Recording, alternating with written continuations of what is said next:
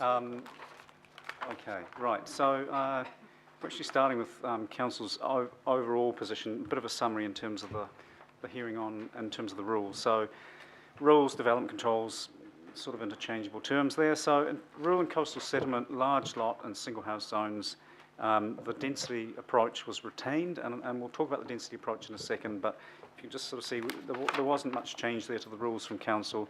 The density on sites less than 1,000 square metres in mixed housing suburban was retained. I think it was modified, but there was a density control retained on sites less than 1,000 square metres in that zone. Building heights were generally retained. I think there's one exception, one or two minor exceptions, which we'll touch on in a second. Building coverage, landscaping, minimum pervious area, height in relation to boundary. We have an alternative height in relation to boundary that requires a resource consent. Side yard controls, front yard controls were retained as a mechanism. Outlook daylight, outdoor living space, minimum dwelling size, fences and dwellings fronting the street, wastewater. So these were the package of controls that were retained. They were modified, or Council proposed some changes to them, but they were still controls that were retained. But there were some that were proposed to be deleted, and this was building on submissions that said your unitary plan in terms of residential, which is where the bulk of development in Auckland happens and where the bulk of resource consents are, is under the residential zone rules, were overly complex, overly convoluted, and could be much better dealt with through design-based assessment criteria, particularly for larger scale developments. And I think what we had done in putting the plan together is we had looked at every single possible thing that could go wrong and had a huge menu of rules, probably twice as long as any other plan ever had before, and those rules applied to someone building a single house on a section. But they had to comply with twice as many rules, so we certainly put far more rules in place than most of the other operative plans had ever come close to doing. And I think what we were doing was we were thinking about multi-unit developments, terrace housing developments, apartment developments, and we designed our rules around those, forgetting about the fact that in many cases someone is just building a house on a section. So when we brought this submissions to you and confirmed the Council's position for the hearing, the Council did support deleting a number of controls and replacing them with assessment criteria, particularly for situations where you're building 3 or more dwellings and you'll need a resource consent to do that. So the density in the mixed housing urban zone, that control was proposed at the hearings by Council to be deleted. Density on sites greater than 1,000 square metres in mixed housing suburban, that was proposed to be deleted and replaced with assessment criteria dealing with the form and layout of the development and how it fits into its setting. We had a control that if you infringe 3 or more of the rules, you would be, I think, full discretionary and always notified. The Council's approach at the hearings was that the infringements, we restricted discretionary activities subject to the normal test for notification, because a very small infringement of 4 controls may not be nearly as significant as a large infringement of 1 control. So this seemed to be a more logical approach, and that was the approach Council put forward at the hearings. Separation between buildings within a site, there was an alternative control put in place there. We had a maximum building length control that was proposed to be deleted and dealt with through assessment criteria. Glazing requirements, there were some proposed to be retained for the front facade, but not in other situations because there are other controls in the building code that deal with daylight within a building. Minimum dimensions of principal living rooms and principal bedrooms dealt with through assessment criteria. Servicing and waste, there were some good submissions saying that we've been far too prescriptive and that we weren't actually achieving a good outcome, and better to deal with servicing and waste through assessment criteria. And dwelling mix, that's making sure you have a mix of 1, 2 and 3 bedroom units in a larger development, and access, universal access for wheelchairs, people with mobility difficulties, dealt with through assessment criteria. So I guess the key point is, while the Council proposed to retain these controls and delete these ones, in almost all cases they're supported by assessment criteria when you're building more than 3 dwellings. Along with this, in the notified plan, you, as long as you complied with that long list of controls, you could build up to 3 dwellings as a permitted activity without a resource consent, no design assessment at all. So the council's approach at the hearing was to actually drop that threshold so that if you're building 3 or more, you would need a non-notified, restricted discretionary resource consent so that those topics that were on the previous slide here could be assessed on a qualitative basis by an urban designer through a resource consent application. So we dropped the threshold down to, the trigger now becomes 3.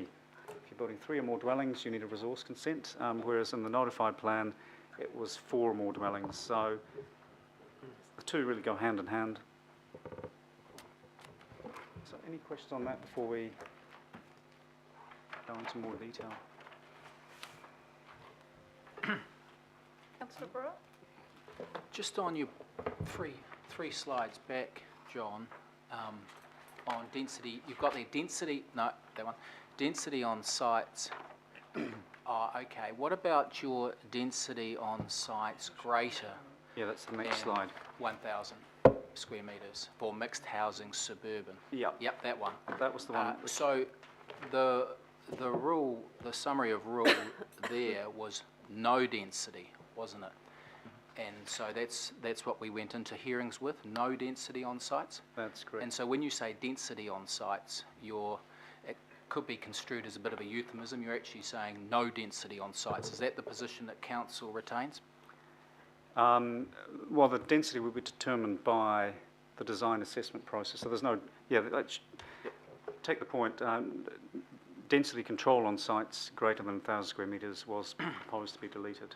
And was that point, you did a summary in your PowerPoint here on public submissions, key issues raised by submitters. You've talked about increasing height or decreasing height and density. Was that point in particular, no density on sites greater than 1,000 square metres in mixed housing suburban, was that something that was raised? It was specifically sought by a number of submitters? Yes, it was. Yeah, absolutely.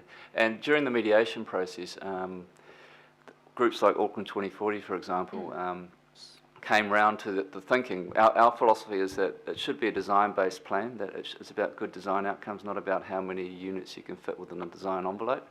And Auckland 2040 agreed, on that basis, that provided we got the design assessment criteria and rules right, that they would agree with no density on sites greater than 1,000 square metres. So there was a lot of alignment in terms of the thinking during the mediation process and a lot of agreement on that point, that if you have a large site, it should be about design-based outcomes rather than density.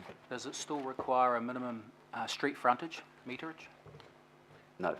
No. So once upon a time we were looking at, was it 10 or 20 metres in linear? And so there's no requirement for that now. You can have a very narrow section and a long section and still potentially get the no density over 1,000 square metres. Yes, but what happens is that the envelope that you're required to comply with in terms of your setbacks, your height to boundary, your minimum apartment size, all come together to force you to get a wider site to achieve that anyway.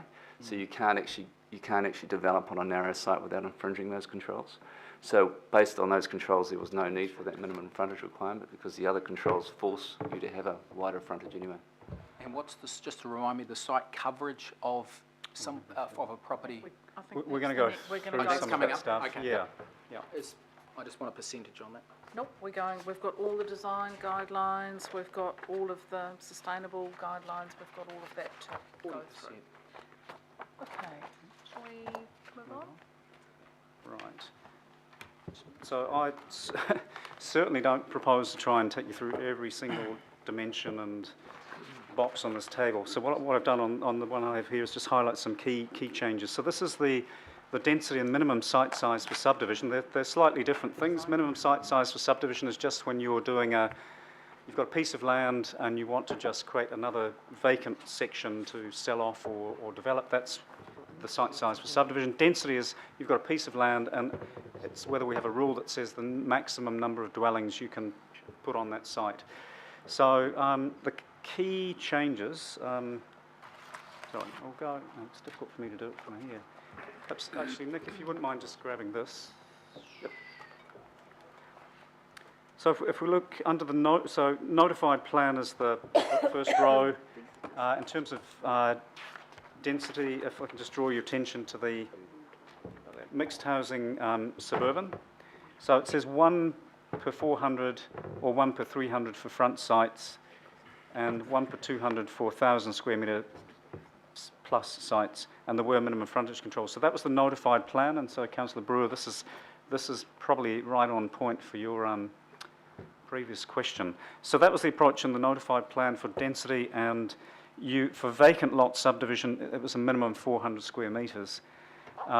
If we then move down to the council's position at the hearing for mixed housing suburban, sorry Nick, you have to do it on both screens there. Mixed housing suburban, the 1 per 200 applied, and then for sites greater than 1,000 square metres, there was no density control proposed by the council, and for vacant lot subdivision, it remained at 400. So I'll probably just pause in case there are any questions. Just taking that column, mixed housing suburban, the notified plan for density and vacant lot, and then the council's position at the hearing. There was obviously an increase in the maximum density allowed. 1 per 200 would mean on a 400 square metre site you could potentially have 2 dwellings. Many of the operative plans in these sorts of locations allow a dwelling and a minor dwelling, which is essentially very similar to 2 dwellings, and vacant lot stayed at 400.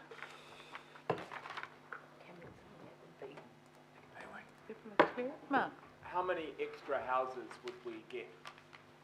I don't want us to go into that. So remember, we're sticking absolutely clearly to the rules, policies and all the rest of it in the unitary plan. That's a discussion for another day.